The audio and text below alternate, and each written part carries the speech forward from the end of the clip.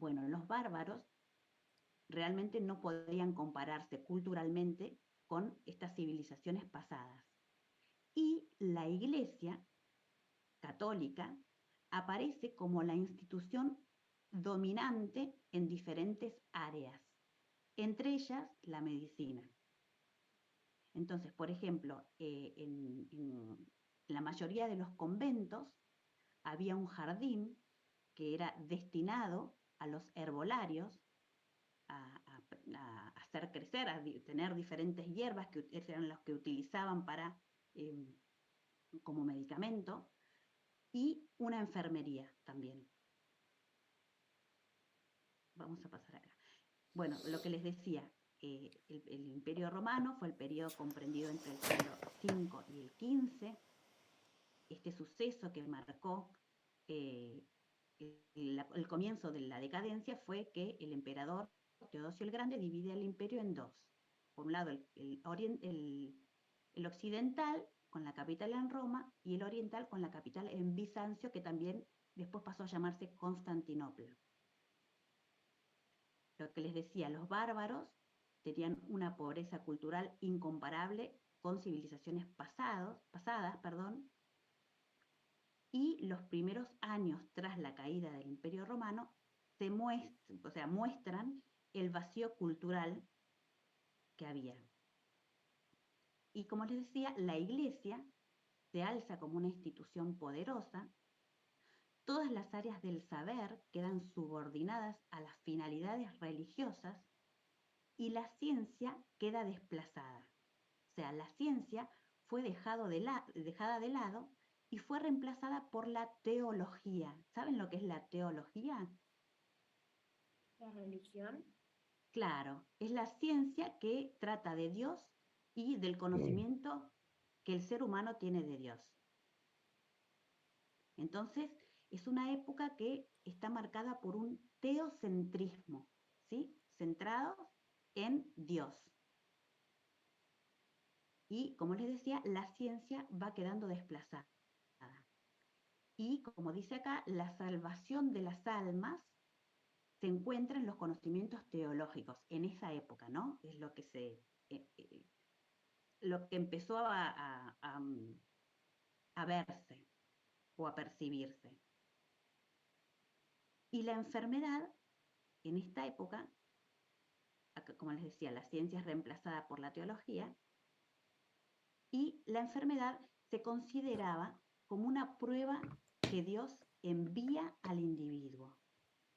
La enfermedad es un castigo divino, una penitencia por los pecados cometidos en esta época tan centrada en la religión y con una fuerte presencia de la Iglesia, y hasta se llegaba a identificar al enfermo con el pecador. Por otro lado, la Iglesia prohibió el desmembramiento de los cuerpos para poder ser estudiados. Entonces, en esta época hubo escasos conocimientos de anatomía, por este motivo. Y tanto el ejercicio, tanto la enfermedad como el ejercicio de la medicina estuvieron muy ligados a supersticiones, como en épocas pasadas, muy pasadas, ¿se acuerdan? ¿Se acuerdan que habíamos visto que la civilización griega marcó el comienzo de la ciencia como la conocemos hoy, porque se empezaron a buscar eh, respuestas más racionales a los procesos de salud de enfermedad o todos los procesos naturales que se daban en los individuos. Entonces, Profe, sí, disculpa que te interrumpa. ¿Qué había prohibido la iglesia? el desmembramiento de los cuerpos para ser estudiados en anatomía. Ah, gracias. De nada. Entonces, eh, esperen que no me acuerdo qué les estaba diciendo.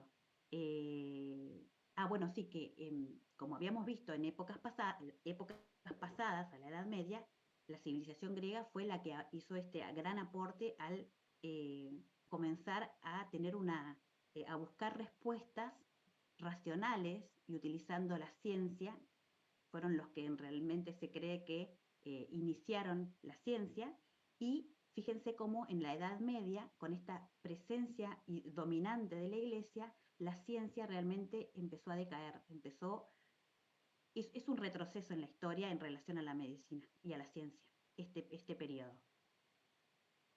Y entonces, como les decía, tanto la enfermedad como el ejercicio de la medicina estuvieron muy ligados a supersticiones y se seguían utilizando, por ejemplo, amuletos para prevenir enfermedades o para combatirlas.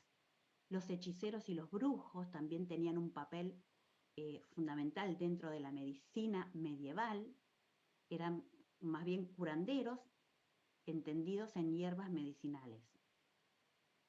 Entonces, se considera que en esta época es el periodo en el que la ciencia tuvo menor desarrollo y presencia, como les decía. Y durante esta Edad Media, o sea, durante este periodo de la Edad Media, el saber grecorromano, lo que les estaba hablando, todos los avances hechos en periodos pasados, quedaron recluidos en los monasterios. Ahí quedaron y no querían que la gente pueda tener acceso a estos conocimientos. Entonces la curación estaba depositada en la confianza en Cristo para esta tarea de la curación a través de rezos y prácticas de exorcismo. Todo estaba centrado en la iglesia. Y el poder supuesto para poder curar estaba en la iglesia. ¿Sí? Y bueno, y esto es un poquito el tema, brevemente resumido, de cómo era, cómo se ejercía la medicina o qué se puede resaltar de esta época de la Edad Media en relación a la ciencia y a la medicina. A ver qué hora ahora. Bien, entonces ahora les voy a compartir la siguiente diapositiva, donde vamos a ver y vamos a hablar sobre los árabes, sobre cómo los árabes hicieron un gran aporte para que esta situación cambie. Les voy a compartir.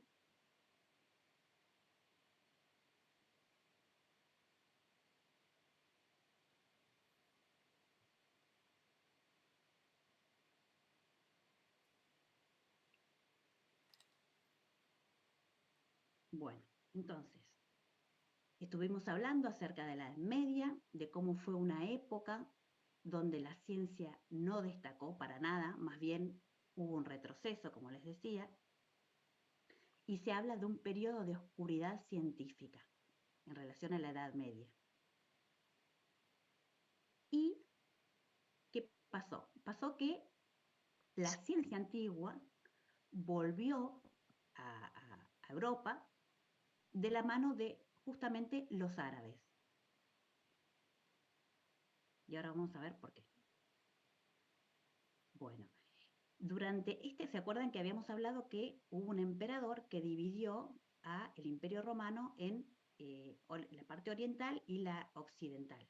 Y habíamos dicho que la parte oriental, la capital era Bizancio, que también es conocida como Constantinopla, que la pueden ver, miren, acá está, esto es Grecia, esto es Asia, y acá está Estambul, que es, acá, ¿ven? Que es actualmente Estambul, pero es donde antes estaba Constantinopla, o Bizancio, como también se le llamaba, para que se ubiquen. Bueno, entonces, durante este imperio bizantino, había disputas acerca de la naturaleza de Cristo entre dos iglesias, la iglesia de Antioquía, en Siria, y la de Alejandría, en Egipto.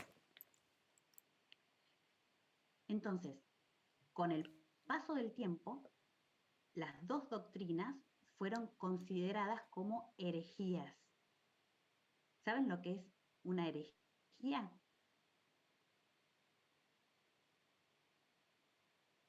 No, profe. ¿No? capaz tienen una idea, pero no saben expresarlo. La herejía es cualquier creencia que está en desacuerdo con las costumbres establecidas por una organización religiosa. ¿Sí? Entonces, en ese momento, estas... Los ¿Cómo? homosexuales, los gays, toda esa vuelta que hay ahorita, todos son herejías.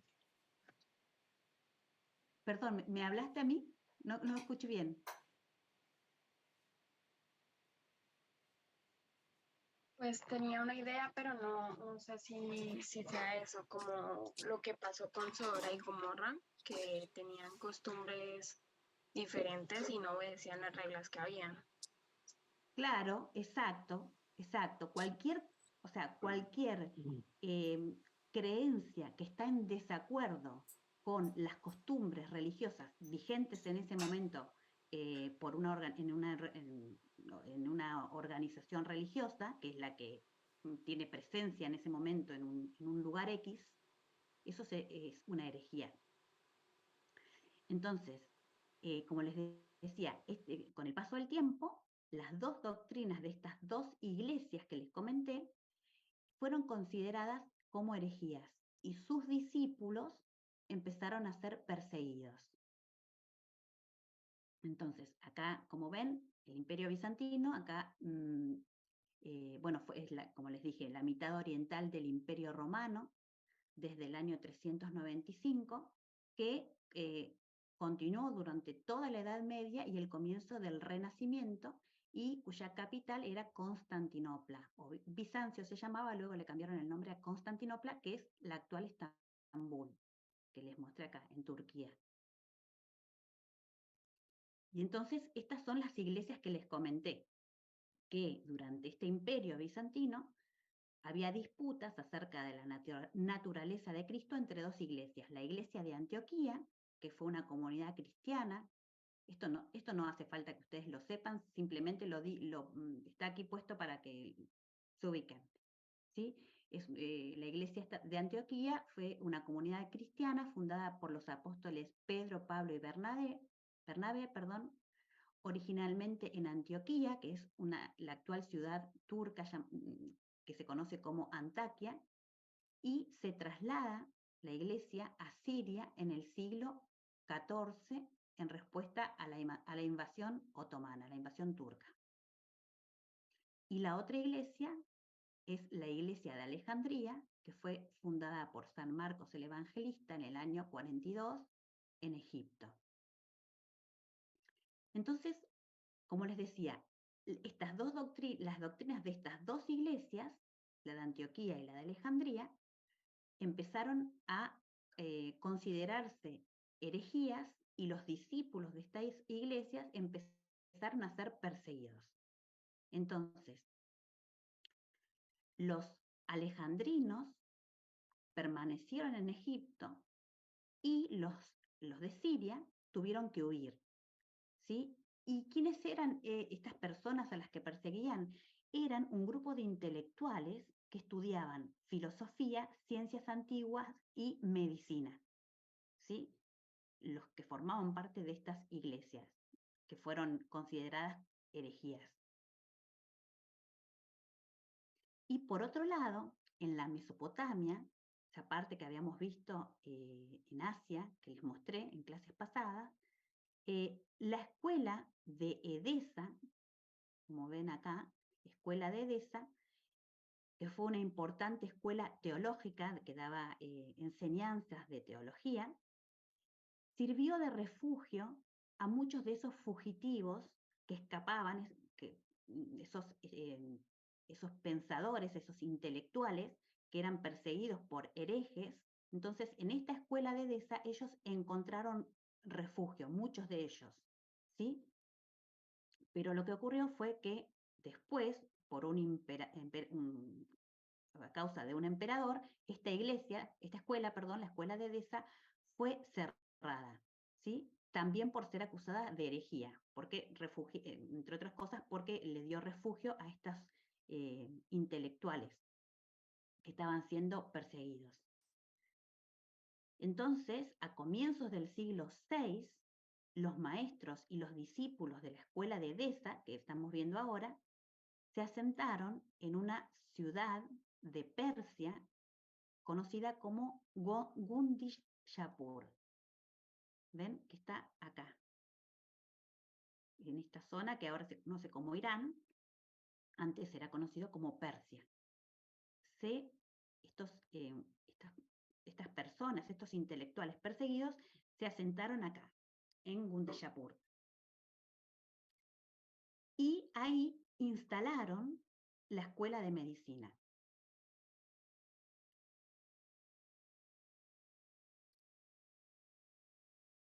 Entonces, ¿qué ocurrió?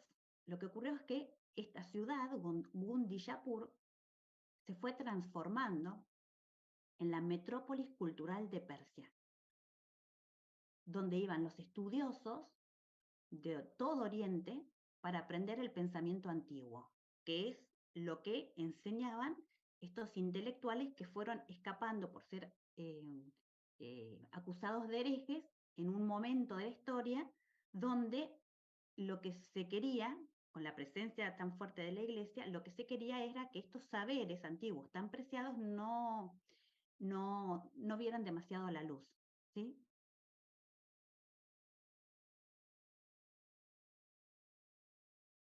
Bueno, por otro lado, voy a ver, perdón, a ver qué hora, cómo estamos de tiempo, falta, bien. Por otro lado, en el año 529, el emperador Justiniano decide cerrar la Academia de Atenas, que era una academia que fue fundada por Platón, donde también se enseñaban diferentes disciplinas. Bueno, este emperador Justiniano decide cerrar esta Academia de Atenas para, según él, acabar con la herejía, ¿sí? Todo estaba, todo lo que era fuera de la iglesia, fuera de las creencias, las costumbres religiosas de ese momento era una herejía. Entonces, el jefe de esta academia, la Academia de Atenas, que fue cerrada por este emperador, y varios de sus discípulos emigraron también a Persia, a este lugar donde estábamos viendo, a esta zona, donde estaba esta ciudad que fue tomando cada vez más importancia cultural.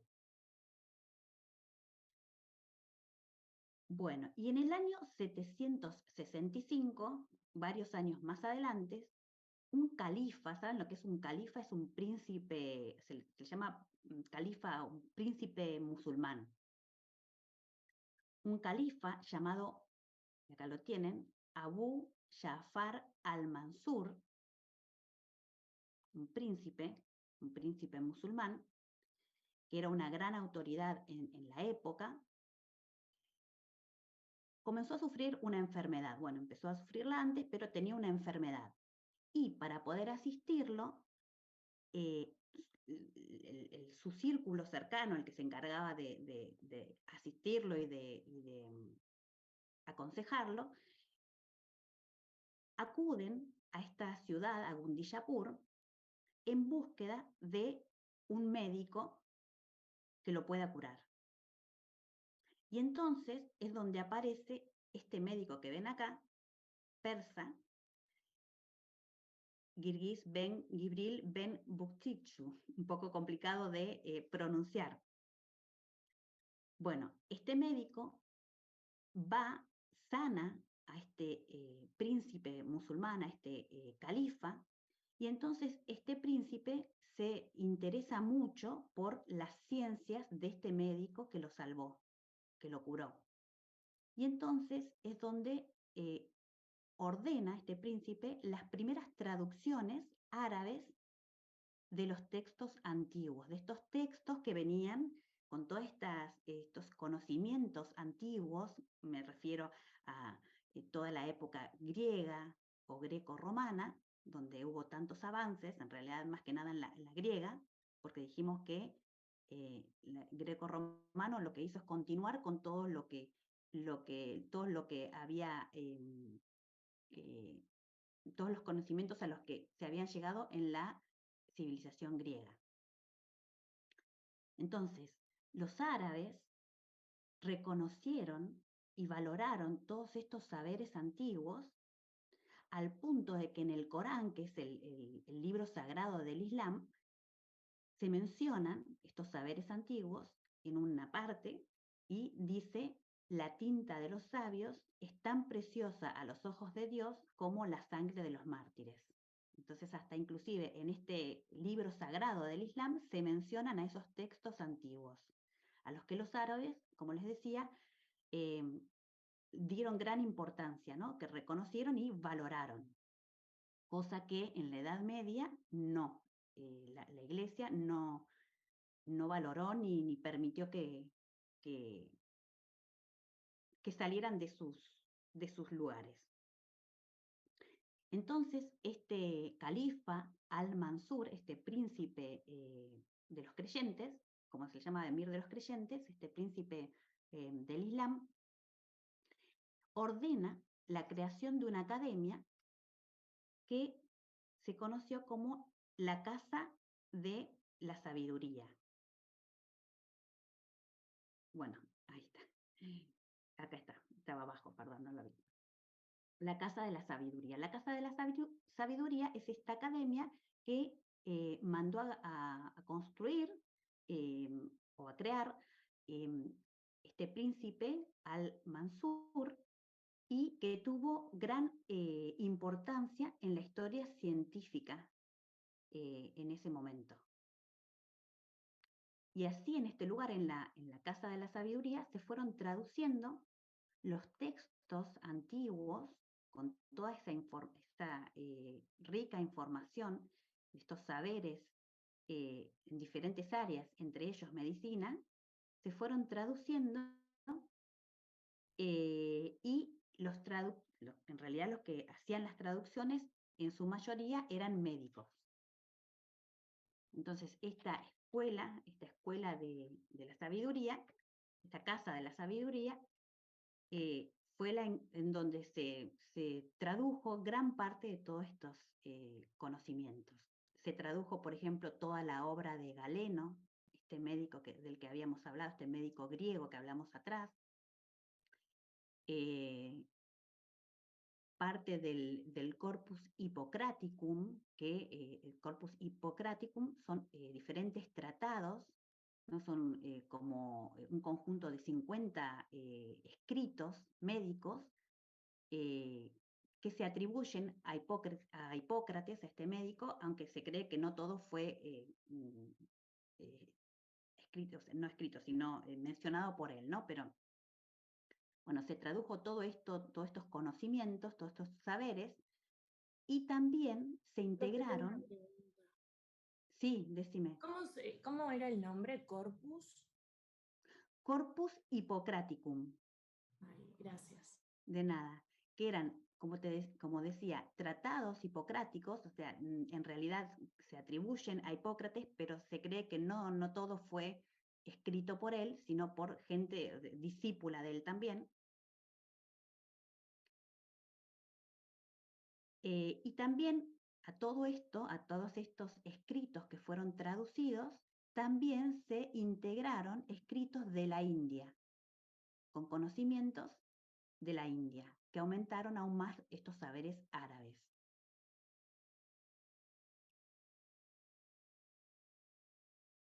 Bueno, y en el año 756, este imperio musulmán se constituyó en una ciudad de España conocida como Córdoba, de España actual. Pero en ese momento, todo lo que hoy por hoy conocemos como España se llamaba Al-Ándalus. Era una zona musulmana, una zona perteneciente a los árabes. Y ahí es donde en Córdoba, en principio, se constituyó este imperio musulmán. Y ahí se dio algo similar. O sea, muchos intelectuales, creaciones de escuelas, bibliotecas, hospitales, baños públicos, en esa época, hablamos del año 756, y entonces poco a poco esta ciudad, Córdoba, fue convirtiéndose en la Bagdad occidental. sea, como habíamos dicho, en Oriente estaba esta ciudad persa que era muy importante y muy desarrollada, y en Occidente, Córdoba pasó a ser de la misma manera. ¿Sí? Era la ciudad más importante en ese momento. Se destacaba como ciudad cultural, con muchos adelantos que otras ciudades europeas, como París, como Londres, no tenían. ¿Sí? Era Córdoba. Entonces, después hubo otras ciudades también en la misma zona, lo que era conocida como Al-Ándalus, que hoy es España, otras ciudades como Sevilla y Toledo, que también se constituyen como Córdoba en centros del saber occidental.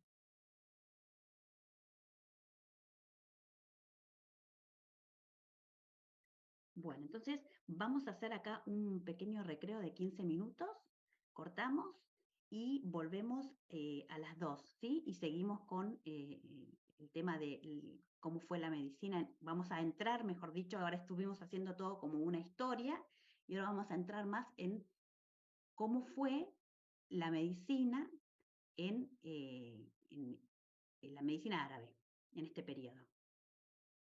Así que hacemos un corte y un recreo, volvemos a las 2, ¿sí? Perdón, a las 10.